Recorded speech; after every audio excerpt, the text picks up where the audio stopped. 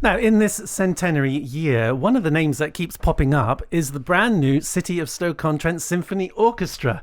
And to tell us all about it, I've got in the studio the man behind the orchestra itself, Mr. Joe Hearson. Afternoon, Joe. Hello, afternoon. Great to talk to you.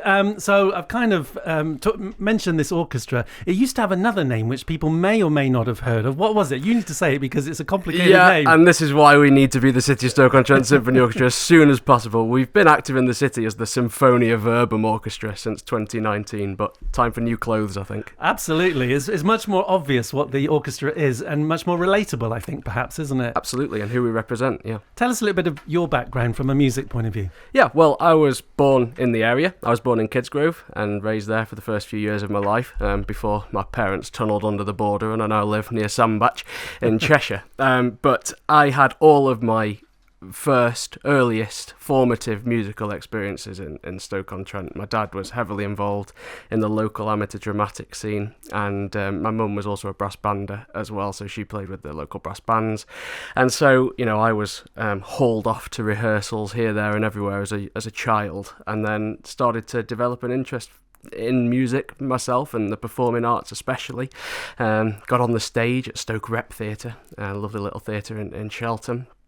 And then from there started to conduct the shows and had my first opportunity with Calamity Jane in 2015, and it went on from there and went off to university in Manchester, discovered a real love of orchestral music, not just classical music. Classical music isn't enough. It doesn't go far enough, I don't think, to describe what this amazing genre of music is, but just the orchestra and the sounds that could come from it. And then, really decided that was where I wanted to put my hat. And so when I graduated, some family circumstances led to me moving back home, and I thought, right, well, Stoke-on-Trent doesn't have its own symphony orchestra. Let's make one. Its own professional symphony orchestra, I should say. It absolutely has the North Staffs Symphony Orchestra, who have been around for quite a long time now. They're one of the oldest amateur orchestras in the country. Tell us a little bit about the motivation for this orchestra then, the ethos, how you want to use it in the city, that kind of thing. Yeah, so I think orchestras are a big turning point in the UK right now. Everybody is trying to decide what a modern symphony orchestra is in 2025, and we've got this perfect opportunity to develop that with our audience as well. I think for me it's so much more than just putting concerts on. It absolutely is that, and that is the core of what we do. But we go into schools, we do education programs, work with children. So important that we inspire and engage that generation so that there's a future for this genre of music. We're hoping to start to go into some hospitals as well, the Real Stoke and the county and Stafford, and start to take music to some people that probably don't have that much of it live, at least, which I'm really excited about. There is a whole host of other programs that we do. We just did Star Wars in the Pottery Shopping Centre, okay. Which I think for me was a highlight, and E.T., and we played all of those sort of film themes. But also relaxed performances. We've just partnered with Staffordshire University, and we've taken in a relaxed performance there in March, and those are really special. They're always free to attend, and we get to meet audiences that we generally wouldn't, our normal concerts. So for me, a modern symphony orchestra is about collaboration. It's about, seeing the orchestra in all of its forms, whether that's with a DJ or, a pure Mozart symphony.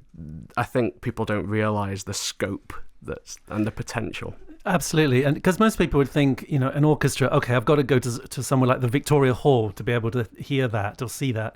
But what you're saying is you're taking an orchestra, probably chunks of an orchestra, I guess, into different settings, and you're kind of converging and engaging that music in places people wouldn't expect. Yeah, absolutely. I think it's important for an orchestra to have a home. For us, that's been the King's Hall up to now, and you can absolutely go and hear world-class orchestras at the Victoria Hall. We're very fortunate to have the Victoria Hall. We should be extremely proud of that with its heritage of classical music there. But I think it's equally important that we take music out to meet people where they're at as well.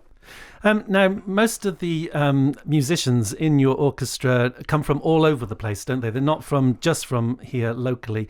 Is that because we don't have enough professional musicians here in the city? And if so, is there the potential in the future for an orchestra purely made up of local people? Yeah, I think wherever possible we use local professional musicians, and they are out there.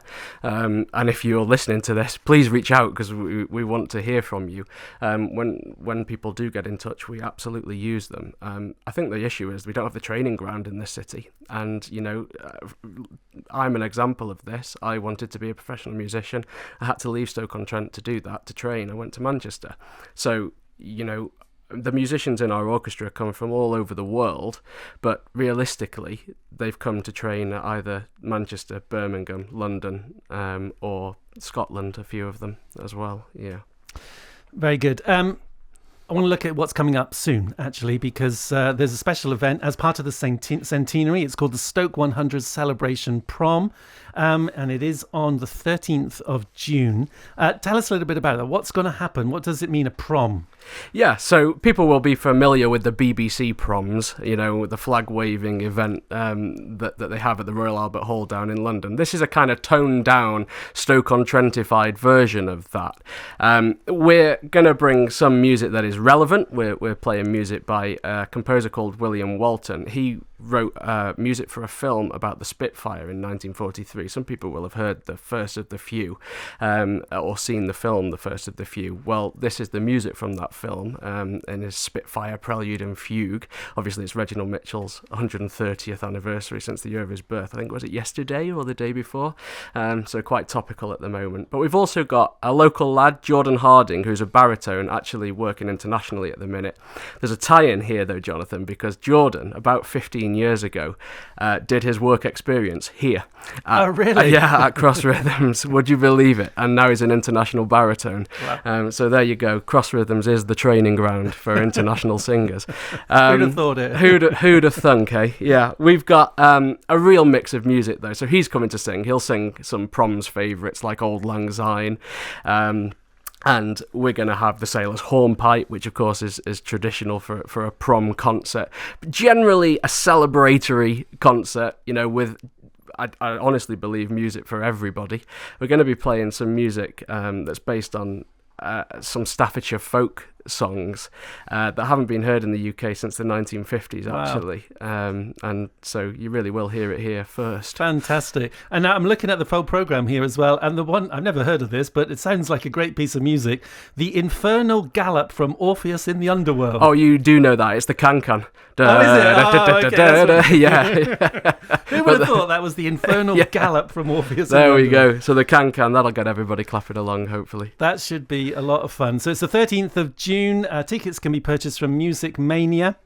And I guess that's from their shop, but also from their website, or you can call them Stoke-on-Trent 20 and 6,000. Joe, great to talk to you, and more success for the orchestra, because obviously this year it's growing in awareness and popularity, but hopefully that will just continue in the years to come. Hopefully so. Yeah, thanks for having me on.